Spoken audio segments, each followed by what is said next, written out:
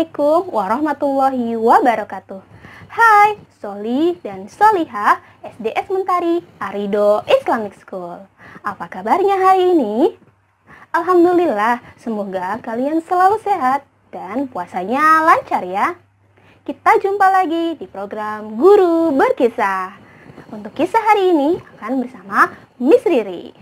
Miss Riri akan bercerita tentang salah satu kisah Rasulullah Shallallahu Alaihi Wasallam ketika berdakwah ke Taif. Kisah tentang betapa lemah lembutnya hati Rasulullah dan beliau selalu mengharapkan kebaikan untuk orang lain. Bagaimana kisahnya? Ayo kita mulai. Saat itu adalah tahun ke-10 kenabian. Istri Rasulullah yang begitu ia cintai, Siti Khadijah radhiyallahu anha, dan paman beliau, Abu Thalib, meninggal dunia. Rasulullah begitu sedih. Mekah terasa begitu asing bagi beliau, dan masyarakat Quraisy semakin berani untuk menyerang Rasulullah. Akhirnya, Rasulullah memutuskan untuk pergi ke Taif dan berdakwah ke sana. Ia berharap penduduk Taif akan menerima dakwah beliau dan beriman kepada Allah Subhanahu wa Ta'ala. Penduduk Taif adalah penyembah berhala sebagaimana penduduk Mekah pada saat itu. Jarak Mekah ke Taif adalah sekitar 60 mil. Beliau menuju ke sana dengan berjalan kaki bersama Zaid bin Haritsah. Setiap kabilah yang ia temui pada perjalanan, Rasulullah mengajak mereka untuk beriman kepada Allah, tapi tak ada satupun yang menerima dakwah beliau dan tak ada satupun yang beriman kepada Allah. Ketika tiba di Taif, Rasulullah menemui 3 pemimpin Bani Thaqif, yaitu Abdul Yulail, Mas'ud, dan Hubaib. Rasulullah mengajak mereka untuk beriman kepada Allah, tapi penerimaan mereka tidak baik. Mereka bertiga tidak mau menerima dakwah Rasulullah dan tidak mau beriman kepada Allah, malah menghina Rasulullah. Karena sikap mereka yang seperti ini, Rasulullah kemudian berkata, "Jika sikap kalian seperti ini, maka kuminta kalian sembunyikanlah aku." Apa maksud Rasulullah berkata demikian?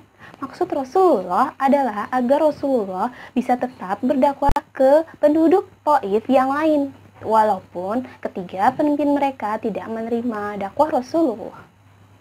Beliau berada di Taif selama 10 hari. Setiap pemimpin masyarakat Taif yang ia temui, ia ajak untuk beriman kepada Allah. Namun tak ada satupun yang beriman kepada Allah. Mereka malah menghina dan mencaci Rasulullah Shallallahu Alaihi Wasallam. Ketika Rasulullah hendak meninggalkan Taif, mereka memerintahkan para hamba sahaya mereka untuk mengikuti Rasulullah dengan meneriakkan kata-kata kasar dan hinaan. Hingga akhirnya penduduk Taif berkerumun di sepanjang jalan yang dilewati oleh Rasulullah sambil melemparkan batu dan meneriakkan kata-kata kasar kepada Rasulullah. Kaki Rasulullah akhirnya berlumuran darah dan Zaid bin Haritsah yang melindungi Rasulullah juga ikut terluka, terutama di bagian kepalanya. Rasulullah sangat sedih saat itu. Mereka berbuat seperti itu hingga Rasulullah tiba di kebun milik Utbah dan Syaibah, anak Rabi'ah, yang berjarak 3 mil dari Taif. Rasulullah yang sedih dan terluka duduk dan berteduh di bawah pohon anggur milik mereka. Ketika tenang, Rasulullah memanjatkan doa kepada Allah Subhanahu wa Ta'ala yang terkenal dengan doa yang penuh dengan rasa sedih dan lara yang dirasakan oleh Rasulullah karena perlakuan dari penduduk Taif dan mereka yang tidak mau menerima ataupun beriman kepada Allah Subhanahu wa Ta'ala. Ya Allah, kepadamu juga aku mengadukan kelemahan kekuatanku, kekurangan siasatku, dan kehinaanku di hadapan manusia. Wahai yang paling pengasih di antara yang pengasih, Engkau adalah Rob orang yang lemah, Engkaulah Robku. Kepada siapa hendak Engkau serahkan diriku? Kepada orang yang jauh bermuka masam kepadaku, ataukah kepada musuh yang menguasai urusanku? Aku tidak peduli, asalkan Engkau tidak murka kepadaku. Sebab sungguh teramat luas afiat yang Engkau limpahkan kepadaku. Aku berlindung dengan cahaya wajah-Mu yang menyinari segala kegelapan, dan karenanya urusan dunia dan akhirat menjadi baik. agar engkau tidak menurunkan kemarahan-Mu kepadaku atau murka kepadaku. Engkaulah yang berhak menegurku hingga engkau ridho. Tidak ada daya dan kekuatan selain denganmu. Coba teman-teman, jika kalian berada di posisi Rasulullah Shallallahu Alaihi Wasallam, apa yang akan kalian lakukan? Kalian mendapatkan perlakuan kasar, bahkan hinaan, dan dilempari begitu banyak batu. Mungkin beberapa dari kita akan membalas mereka dengan perlakuan yang sama, tapi berbeda dengan Rasulullah. Bagi Rasulullah adalah yang terpenting ridho Allah Subhanahu wa Ta'ala. Dan selama Allah tidak murka kepada Rasulullah, Rasulullah akan terus bersabar dan berusaha untuk berdakwah.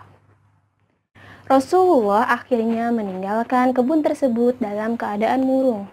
Ketika kembali ke kota Mekah dan dalam beberapa saat berjalan, ia tiba di Qarnul Manazil.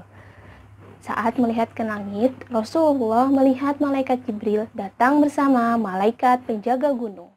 Jibril berseru kepada Rasulullah, "Sesungguhnya Allah telah mendengar dan melihat apa yang kaummu ucapkan dan apa yang kaummu lakukan terhadapmu.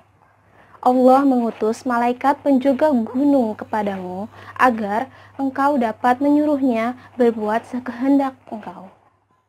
Lalu malaikat penjaga gunung berkata, "Ya Rasulullah, apa yang telah terjadi telah terjadi. Sekarang apa yang engkau kehendaki? Jika engkau berkehendak agar aku dapat meratakan gunung di atas kota Taif, maka aku akan melakukannya." Maksudnya di sini adalah malaikat penjaga gunung akan menuruti apapun perintah Rasulullah jika Rasulullah menghendaki. Bahkan jika Rasulullah menginginkan agar masyarakat atau penduduk Taif binasa dengan meratakan mereka dengan gunung.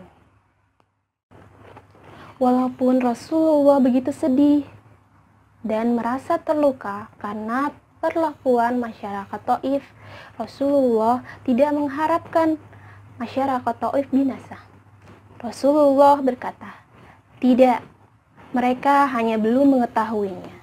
Bahkan aku berharap kelak dari keturunan mereka akan lahir orang-orang yang beriman kepada Allah dan tidak pernah menyekutukannya." Begitulah akhlak Rasulullah yang begitu mulia, lemah lembut dan mengharapkan kebaikan untuk orang lain. Coba kalau mungkin kita sudah meminta malaikat penjaga gunung untuk meratakan mereka dengan tanah, tapi tidak dengan Rasulullah yang hatinya begitu mulia. Disinilah kita harus mencontoh Rasulullah Shallallahu Alaihi Wasallam. Nah, doa Rasulullah terkabul. Akhirnya Taif menjadi salah satu kota yang beriman dan penduduk muslimnya paling banyak. Salah satu sahabat Rasulullah yang sangat Rasulullah cintai dan juga meriwayatkan begitu banyak hadis, yaitu Abu Hurairah radhiyallahu anhu, lahir di Taif dari Bani Daus. Bagaimana teman-teman? Begitu mulia ya akhlak Rasulullah? Nah, inilah yang harus kita contoh dan menjadi suri tauladan kita. Akhlak yang begitu baik, lemah lembut, dan mengharapkan kebaikan untuk orang lain. Sekian cerita hari ini. Semoga bisa bermanfaat dan menambah keimanan kita kepada Allah Subhanahu wa Ta'ala dan Rasulullah Shallallahu Alaihi Wasallam. Mohon maaf jika ada kekurangan, yang benar datangnya dari Allah dan yang salah datangnya dari misteri pribadi. Sampai jumpa di Guru Berkisah selanjutnya. Wassalamualaikum warahmatullahi wabarakatuh.